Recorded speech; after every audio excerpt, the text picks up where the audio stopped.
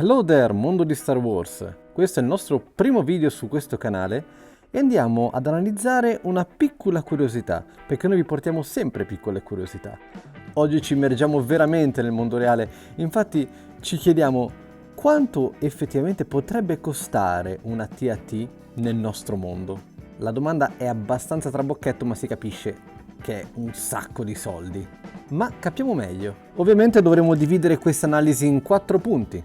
Il primo punto tratta della stima totale, ovvero quanto effettivamente potrebbe venire a costare nella sua interezza la TAT. Si tratta ovviamente, come già detto, di una stima, poi nei punti successivi capirete perché. Il costo totale per una TAT si aggirerebbe intorno, milione più, milione meno, a 226,5 milioni di dollari. Ma andiamo a capire perché. Ovviamente la parte più costosa sarebbe la corazza. Ecco, per fare questa analisi, chi ha fatto questa stima si è basato sui carri armati Abram M1. Per chi non lo conoscesse, sono dei bestioni appartenenti all'esercito americano, tra i più corazzati che ci sono al mondo. Ecco, facendo un rapido calcolo e vedendo quanto effettivamente dovrebbe essere resistente l'armatura esterna di una TAT, si può dedurre facilmente che una TAT equivarrebbe esattamente a 16 carri armati Abram M1. Quindi stiamo valutando circa un peso di quasi 1000 tonnellate, poco più, con una spesa di 146 milioni di dollari, solo questo. Se però la corazza è già la metà della cifra totale, l'altra spesa grossa è ovviamente data dai laser, perché come sapete gli AT-AT hanno questa sorta di mascellone che spara dei laser incredibili, distruttivi.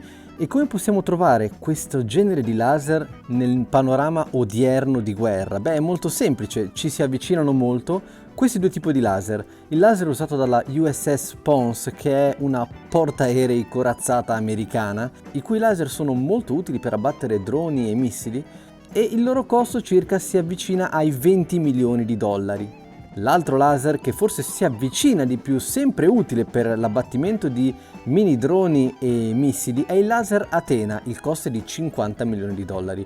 Quindi ovviamente non stiamo parlando di cifre piccole, non stiamo parlando di bruscolini, ovviamente stiamo parlando di cifre astronomiche che sommando e sommando ci avvicinano al budget iniziale. E considerando che ce ne sono 2 installati per lato, capite bene quanto si andrebbe a spendere effettivamente per costruire tutto.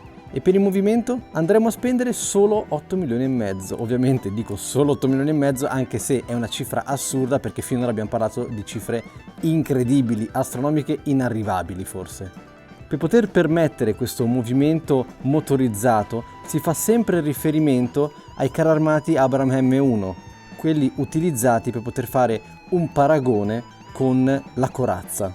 Un carro armato Abram M1 utilizza un motore a turbina a gas che sprigiona fino a 1,12 megawatt, che è una potenza incredibile, quindi basterebbe moltiplicarlo per gamba, e da qui la cifra che abbiamo detto.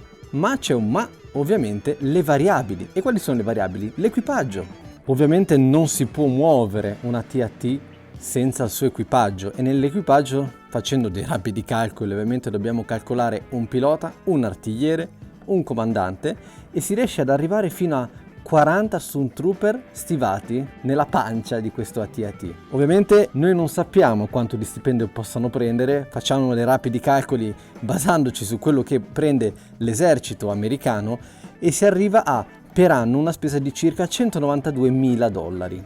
La cifra che vi ho detto all'inizio è sicuramente una stima e una base da cui partire, perché poi ovviamente, nonostante poi il costo esorbitante per poterlo costruire e il costo molto elevato per l'equipaggio, c'è anche da tenere conto la benzina, se va benzina ovviamente, o comunque qualsiasi sia il suo propellente, ma anche la manutenzione costante, perché sono comunque dei mostri d'acciaio che vanno tenuti sott'occhio. Molto probabilmente non vedremo mai un bestione del genere nel nostro mondo. Forse è un bene anche che sia così, sia per i costi, sia per le complicazioni che questo potrebbe portare nel nostro mondo. Però nonostante questo vi chiediamo cosa ne pensate di questo contenuto e se volete altri video così. Vi chiediamo di lasciare un like e di seguirci su questo canale, perché sicuramente altri video di curiosità verranno. Di curiosità ne abbiamo tantissime, quindi vi aspettiamo nel prossimo video. Ciao ragazzi e che la forza sia con voi.